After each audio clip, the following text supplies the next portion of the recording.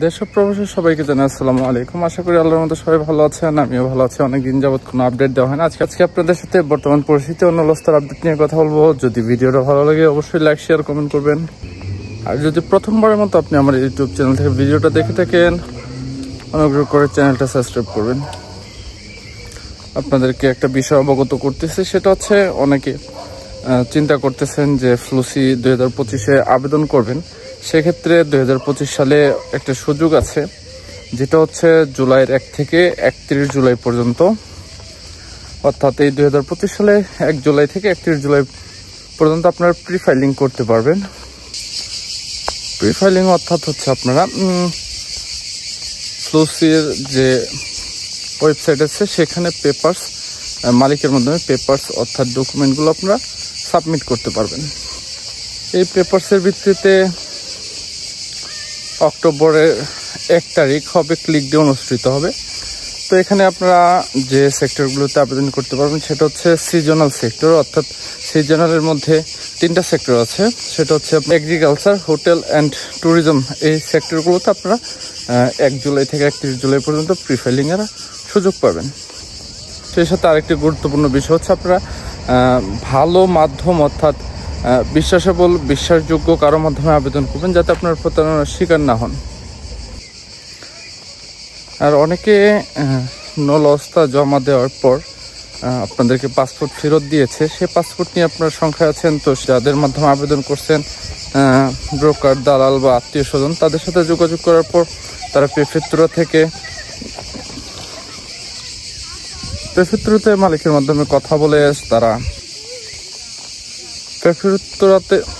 প্রেফেক্টুরাতে মালিকের মাধ্যমে কথা বলে তারা আপনার এম্বাসিতে মেইল করতেছে এবং কনফার্মেশন করতেছে যে তাদের এই লোকগুলো প্রয়োজন, তারা এই লোকগুলোকে কাজে আনতে চায়। সে প্রেক্ষিতে আপনার বিএফএস গ্লোবাল আপনারা যারা পাসপোর্ট ফেরত পেয়েছেন তাদেরকে পাসপোর্ট জমা দেওয়ার জন্য মেইল করতেছে। ইতিমধ্যে পাসপোর্ট জমা হচ্ছে, অনেকে ভিসাও পাচ্ছেন। তো যারা মনে করেন বা যাদের 100% নলহস্তা সঠিক কিন্তু আপনাদের পাসপোর্ট ফেরত দেওয়া হয়েছিল, তারা মালিকের মাধ্যমে প্রেফেক্টুরাতে যোগাযোগ করেন। মালিক যদি তাদেরকে বলে যে লোকটা আমার প্রয়োজন বা এই শ্রমিকটা আমার প্রয়োজন, তখন তারা মালিকের কাছ থেকে কনফার্মেশন নিয়ে এম্বাসিতে সেটা আপনার মেইল করবে প্রেফেক্টুরা থেকে যে এই লোকটাকে ভিসা দেওয়া হোক। এই 2025 সালে অনেকের নলহস্তা আপডেট জানতে চেয়েছেন, সেটা হচ্ছে আপনার এখন পর্যন্ত সব মিলিয়ে প্রায় 20%-এর বেশি, অর্থাৎ 22-র আশপাশ, অর্থাৎ 20 থেকে 22%, মানে যে পরিমাণ আবেদন হয়েছে তার 20 থেকে 22% পর্যন্ত নলহস্তা উঠেছে।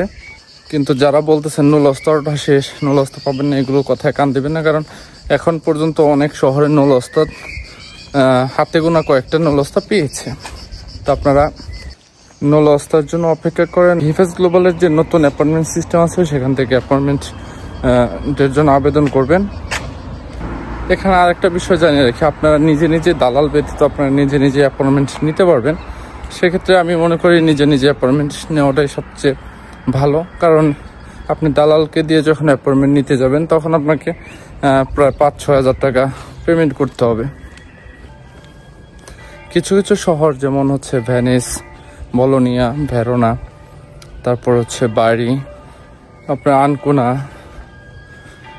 মিলান, রোমে, অনেক শহর থেকেই মোটামুটি নলহস্তা উঠতেছে, কিন্তু সীমিত পরিসরে, মানে একসাথে যে সব উঠে গেছে এরকম না, বা প্রতিদিন 20-50টা করে দিচ্ছে এরকম না, কিন্তু হাতে গোনার মতো সপ্তাহে 2-4-5-10টা করে দিচ্ছে।